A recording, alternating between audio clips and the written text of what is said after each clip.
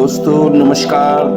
आज आपका दोस्त सुनील त्यागी जैसा कि आपसे वादा किया था फिर से लेकर के आ गया है। आज दोस्तों हम बात करेंगे अष्टांग योग के तीसरे अंग आसन के बारे में।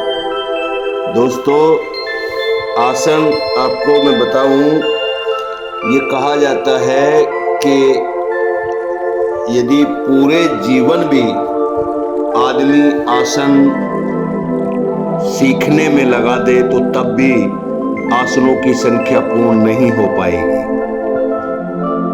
आपको मैं बताऊं दोस्तों, योग की उत्पत्ति हमारे देश में हुई है, किंतु आधुनिक समय में इसका प्रचार प्रसार विदेशियों ने किया है। इसलिए पाश्चात्य सभ्यता की नकल करने वाले योग शब्द को योगा बोलने में गौरवान्वित महसूस करते हैं। प्राचीन समय में इस विद्या के प्रति भारतीयों ने भी सौतेला व्यवहार किया है। योगियों का महत्व कम नहीं हो जाए, अतः यह विद्या हर किसी को दी जाना वर्जित थी। योग ऐसी विद्या है दोस्तों जिसे रोगी निरोगी बच्चे बूढ़े सभी कर सकते हैं। महिलाओं के लिए योग बहुत ही लाभप्रद है दोस्तों। चेहरे पर लावण्य बनाए रखने के लिए बहुत से आसन और कर्म हैं। कुंजल, सूत्र नेति, जल नेति, दुग्ध नेति, वस्त्र धोती कर्म बहुत लाभप्रद है दोस्तों। कपोल शक्ति, विकासक, सर्वांग पुष्टि, सर्वांगासन, शीर्षासन आदि चेहरे पर चमक और कांति प्रदान करते हैं साथियों।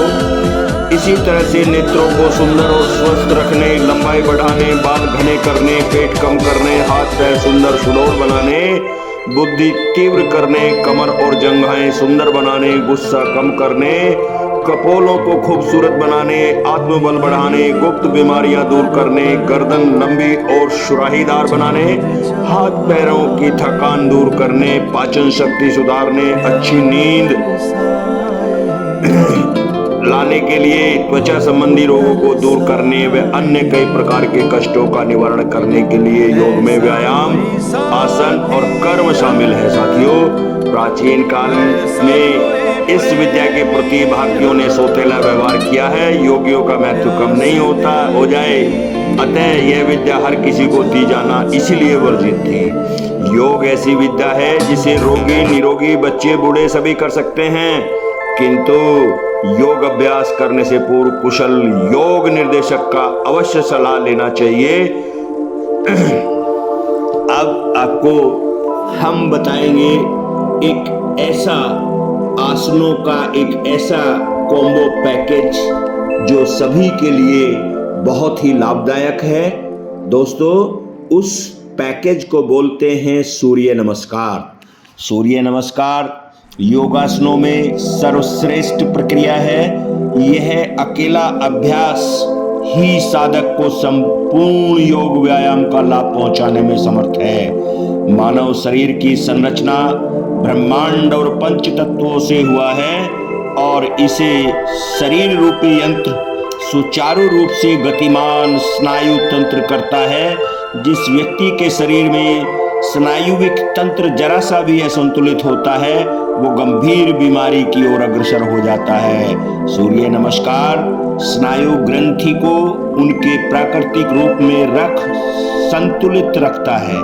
इसके अभ्यास से साधक का शरीर निरोग और स्वस्थ होकर तेजस्वी हो जाता है। सूर्य नमस्कार स्त्री पुरुष बाल युवा तथा वृद्धों के लिए भी बहुत ही उपयोगी बताया गया है दोस्तों। सूर्य नमस्कार के आप अपनी क्षमता के अनुसार कितने भी चक्र आप दोहरा सकते हैं, बार बार आप उनको कर सकते हैं, मगर ध्यान रखना है कि आपको अपनी क्षमता और अपने जो है समय दोनों को ध्यान में रखना है दोस्तों। कोई भी आसन बिना किसी अच्छे प्रशिक्षक की देखरेख के बगैर नहीं करना चाहिए। हालांकि हमको हर आसन ऐसे लगता है कि ये बहुत आसान है, मगर दोस्तों उसकी पूर्णता बड़े ही प्रयास और बड़े ही अभ्यास से आती है।